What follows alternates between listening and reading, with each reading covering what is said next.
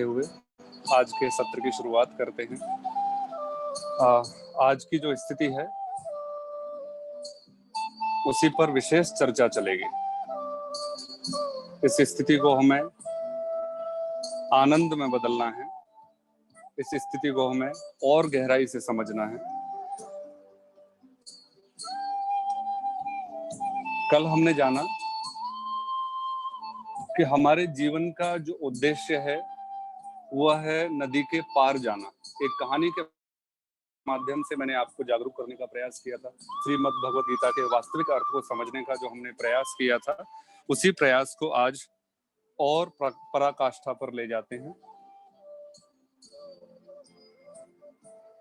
श्रीमद् भगवत गीता, भगवान श्री कृष्ण और अर्जुन का जो संवाद चल रहा है, एक पराकाष्ठा है।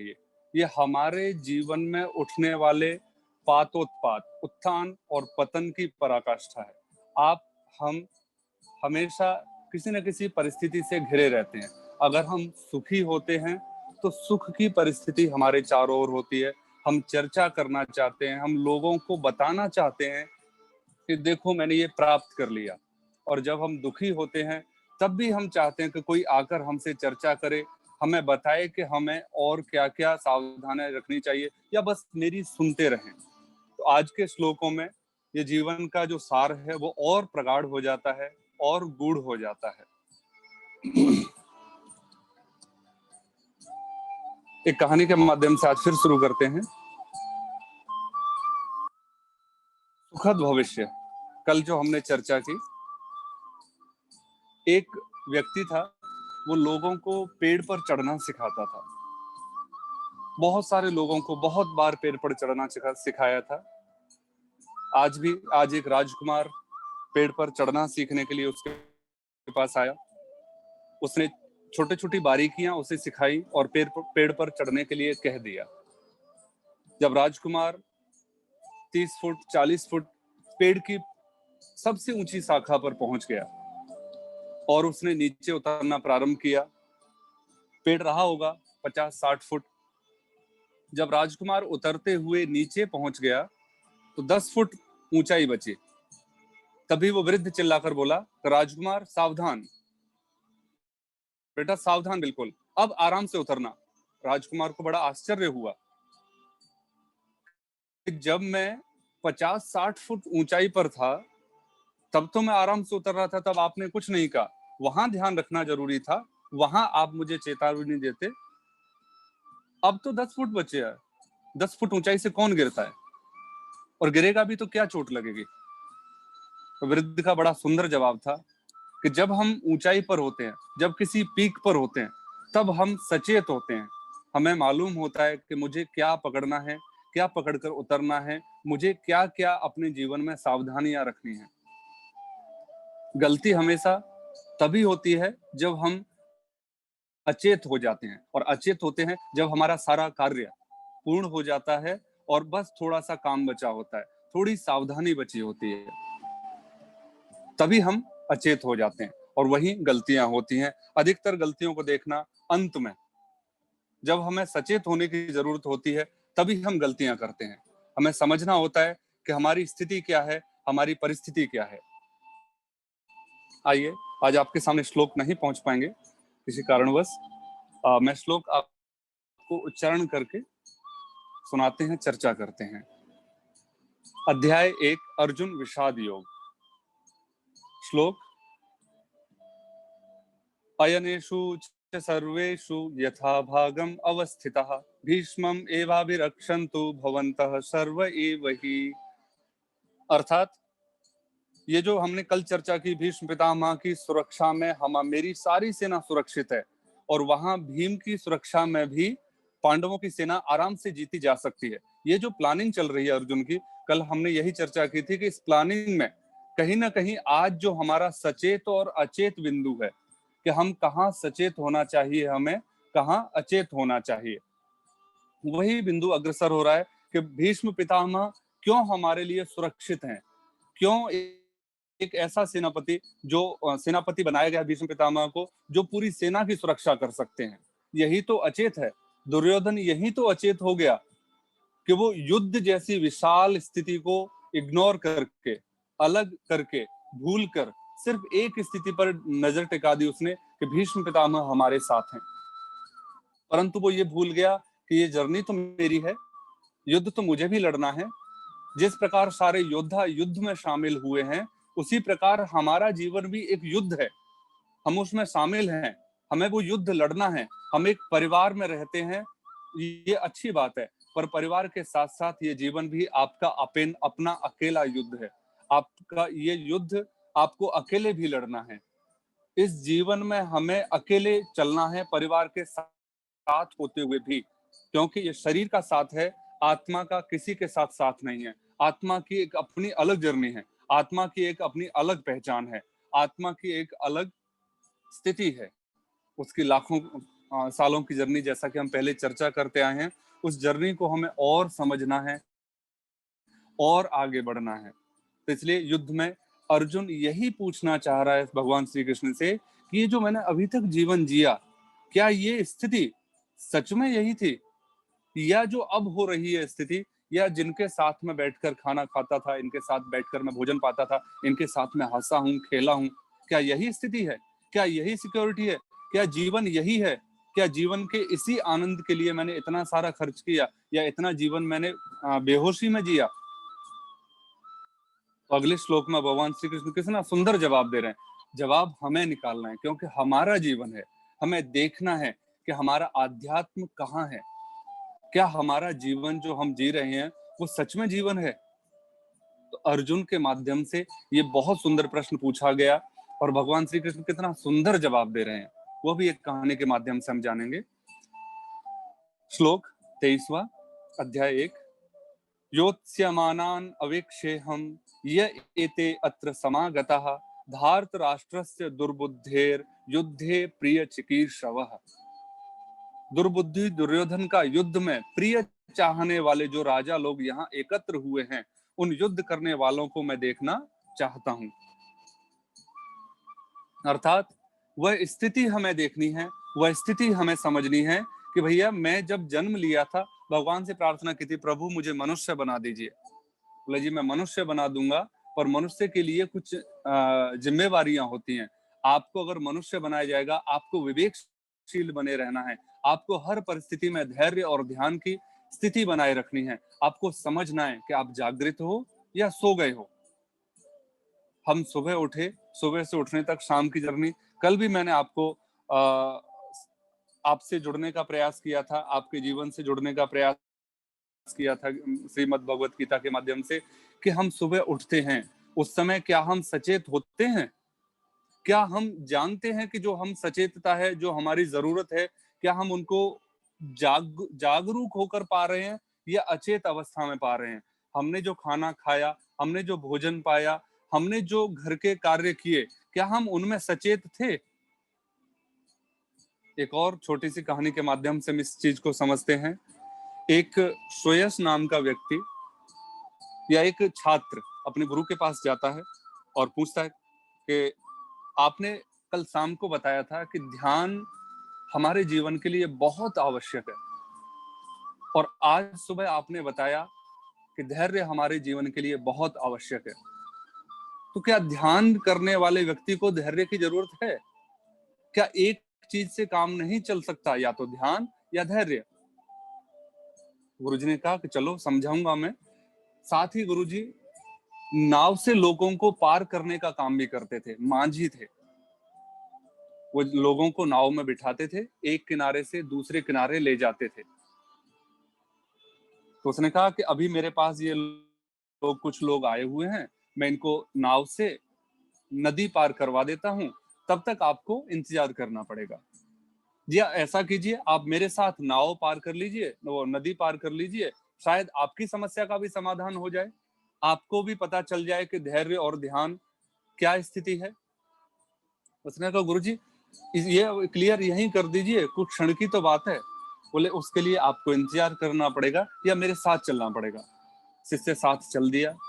गुरुजी रोज दो पतवार से नाव पार करते थे, आज गुरुजी ने सिर्फ एक पतवार ली है, ध्यान की, और नदी में नाव लेकर उतर गए। सभी लोग बैठे हुए हैं, शिष्य भी बैठा हुआ है। एक ही पतवार से नाव चला रहे हैं। जब नदी के बीच में गुरुजी पहुंचे, उसी एक पतवार को तेज कर दिया उन्होंने, नाव गोल गोल घूमने लगी। सभी लोग चिंतित हुए, पूछ रहे हैं कि गुरुजी क्या कर रहे हो। उनके लिए गुरुजी का कृत्य आश्चर्य भरा हो सकता है, परंतु गुरुजी ने पूछा, बेटा क्या एक पतवार से नाव को पार लगाया जा सकता है? क्या एक पतवार के माध्यम से हम नदी पार कर सकते हैं? शिष्य ने कहा, नहीं गुरुजी। सेम यही कि जब दो पतवार से नाव को एक सही दिशा में ले जाया जा सकता है, हमारे जीवन की भी दो पतवार हैं। श्लोक में भगवान श्री कृष्ण यही कह रहे हैं कि हमें पहचानना है कि हमारी पतवार कौन है। ये जो युद्ध की इच्छा से इकट्ठे हो गए हैं ना, दुर्योधन जो दुर्बुद्धि दुर्हट करे बैठे हैं, ये जो प्रयास कर रहा है दुर्योधन, ये एक पतवार से जीवन को पार लगाने जैसा है। एक पतवार से जैसे नाव को नदी के दूसरी पार नहीं ले जाया जा सकता, उसी प्रकार दुर्योधन दुर्बुद्धि का बुद्धि का दुरुपयोग करते हुए सिर्फ युद्ध से अपनी इच्छाओं को पूर्ण करना चाहता है। वह नहीं जानता युद्ध करने वालों में वो क्या स्थिति उत्पन्न कर रहा है। हमारे अंदर भी यही रहती है कि हम कभी कभी इतने विक्षोभ से भर जाते हैं कि हम अपनी पतवार डाल देते हैं। इसलिए धैर्य की बहुत ज्यादा जरूरत है, तभी हम ध्यान कर सकेंगे। वही व्यक्ति ध्यान कर सकता है जिसके पास धैर्य होगा, क्योंकि हम मनुष्य हैं। हमने जीवन में देखा है कि किस प्रकार हम कार्य करने से पहले परिणाम की इच्छा कर लेते हैं, हमारे अंदर से धैर्य समाप्त हो जाता है। और जैसे ही धैर्य विदा होता है, हमारे अंदर से ध्यान भी समाप्त हो जाता है। और किसी भी सफलता को प्राप्त करने के लिए, चाहे वो बिजनेस में हो, चाहे वो स्टडी में हो, चाहे वो किसी भी कार्य में हो, चाहे भोजन बनाने में हो, चाहे नींद आने में हो, हम सभी परिचित है ना, जब शाम को रात को सोते हैं, विश्राम करते हैं, तो हमें नींद लाने में घंटों लग जाते हैं, क्योंकि हम धैर्य नहीं रखते। हम परिणाम में भरोसा रखते हैं कि मैं लेट गया, अब मुझे नींद आ जानी चाहिए। ये धैर्य का ही परिणाम है, ये ध्यान का ही परिणाम है कि हम 12 साल, 15 साल, 20 साल अध्ययन करते हैं, तब जाके हमें शिक्षा का एक तमगा मिलता है। यही चीजें दुर्योधन को और अर्जुन को भगवान श्री कृष्ण का समझाने का उद्देश्य है, और यही हमें समझना है इस श्लोक के माध्यम से। यह था हमारा 22वां श्लोक, 23वां श्लोक। आइए 24वें श्लोक की ओर चलते हैं। संजय ने कहा, एवं उक्तो ऋषिकेशो गुडाकेशेन भारत सेनयोर उभयोर मध्ये स्थापयित्वा रथोत्तमम। यही हमारी स्थिति है। संजय ने बताया कि जब अर्जुन ने कहा ना कि भगवान, ये जो मेरे संगी साथी मेरे साथ युद्ध करने में लगे हुए हैं, एक बार मैं इनको देखना चाहता हूं कि मेरे जीवन का उद्देश्य मुझे क्लियर हो जाए, मुझे साफ साफ दिखने लगे। एक बार मेरे रथ को दोनों सेनाओं के बीच में ले जाकर खड़ा कर दीजिए, ताकि मैं अच्छी तरह दोनों को देख सकूं और मैं अपनी स्थिति समझ सकूं, अपनी स्थिति का अंदाज लगा सकूं। तभी तो इसका नाम अर्जुन विषाद योग है। अर्जुन विषाद से भर गया है। उसे पता है कि मुझे ऐसा नहीं है कि मैं इस सेना का संहार करूंगा, साथ में मेरी सेना का भी संहार होगा, साथ में मेरे भी बंधु बांधव दोनों तरफ खड़े हैं, इन्हीं का आपस में युद्ध है, इन दोनों का ही नाश होगा। भगवान श्री कृष्ण रथ को दोनों सेनाओं के बीच में ले जाकर स्थित कर देते हैं और कहते हैं, देख लीजिए, यही स्थिति है, यही तेरी सिक्योरिटी है, यही तेरी सुरक्षा है, यही तेरा जीवन है, यही तेरी स्थिति है। इसी स्थिति के लिए तूने आज तक प्रयास किया है, इसी स्थिति के लिए तूने आज तक ये जितने तैयारियां की हैं, जितने लोगों के साथ आपने बिजनेस प्लान किया है, जितने लोगों के साथ आपने जीवन प्लान किया है, जितनी स्थितियों के साथ आपने सामंजस्य बिठाया है, वह स्थिति सारी यहीं आकर समाप्त होती है। जब द्वंद्व चल रहा होता है मृत्यु और जीवन का, तब हम इसी तरह दो सेनाओं के बीच में खड़े होते हैं। जब द्वंद्व चल रहा होता है शांति और अशांति का, तब हम इसी तरह दोनों सेनाओं के बीच में खड़े होते हैं। बस कभी हमारा ध्यान नहीं गया, हमने बस भागना सीखा है, हमने बस स्थिति से निपटने की बजाय आंख बंद करना सीखी है। हमें सचेत होने की जरूरत है। दुर्योधन सचेत हो रहा है, दुर्योधन समझ रहा है। आप समझ रहे हैं ना, लास्ट श्लोक्स में हमने देखा, हमने लास्ट अंतिम जो श्लोक हमने पढ़े थे उनमें देखा कि दुर्योधन और अर्जुन की दोनों की मनस्थिति बिल्कुल अलग अलग है। स्थिति क्या है कि दुर्योधन युद्ध की तैयारी कर रहा है युद्ध में पहुंचने के बाद भी, और अर्जुन कृष्ण जी के माध्यम से सचेत हो रहा है, हर पल सचेत हो रहा है। तो हमारी स्थिति दुर्योधन और अर्जुन के बीच झूलती हुई स्थिति है। कभी हम दुर्योधन की स्थिति में पूर्णतः होते हैं, कभी हम अर्जुन की स्थिति में कभी कभी होते हैं, कुछ परसेंट होते हैं, कुछ प्रतिशत होते हैं। हमें बस यही समझना है कि किस प्रकार दुर्योधन तैयारी में लगा हुआ है, उससे कोई फर्क नहीं पड़ता कि मेरे जीवन में क्या चल रहा है। उसे फर्क है तो सिर्फ अभी सम्मुख आने वाली समस्या बड़ी दिखाई दे रही है, पर उसे थोड़ी दूर का भी दिखाई नहीं दे रहा है कि हाँ, इस समस्या के समाधान होते ही असली समस्या क्या है। क्या ये परिवार मेरे पूर्वजों का स्थायी था? क्या ये परिवार मेरा भी स्थायी है? क्या मैं कुछ साल पहले था? क्या इस जीवन से, इस शरीर से पहले मेरा कोई और शरीर रहा है? क्या ये शरीर हमेशा मेरे साथ रहने वाला है? मैं कुछ चर्चाएं कर रहा हूं, पर अत्यधिक आवश्यकता क्या है कि आप अपने साथ चर्चा कीजिए, आप अपने साथ मनन कीजिए, आप अपने साथ बैठिए, आप अपने साथ एकांतवास कीजिए। छोड़ दीजिए कुछ समय के लिए सारी समस्याओं को, अपने अंदर झांकने का प्रयास कीजिए। देखिए कि कौन स्थायी है, कौन अस्थायी है। क्या हमारी यही सुरक्षा है? एक कहानी के साथ समापन करते हैं। एक व्यक्ति ने अपनी मौत, मृत्यु से डर कर, किसी ज्योतिषी ने बता दिया कि आपकी मृत्यु 1 महीने के अंदर हो जाएगी। वो व्यक्ति बहुत डर गया और उसने एक बहुत मजबूत मकान बनाया और उसमें एक दरवाजा लगाया बस। उससे उसका मित्र पता लगा, मिलने आया, तो उसने पूछा कि प्रभु, ये क्या किया आपने? आपने तो सिर्फ एक दरवाजा बनाया घर में। बोले कि मेरी मृत्यु निश्चित है, उस दिन के लिए मुझे कहा गया है, तो मैंने ऐसा किया है कि एक ही दरवाजा रखा है, अब मेरे पर कोई हमला कर ही नहीं सकता। उसने कहा अच्छा, तो ऐसा कीजिए, इस एक दरवाजे को क्यों नहीं हटा दिया जाए, सबको ही बंद कर लिया जाए, फिर तो ये संशय भी खत्म हो जाएगा कि इस दरवाजे से भी कोई आ सकता है।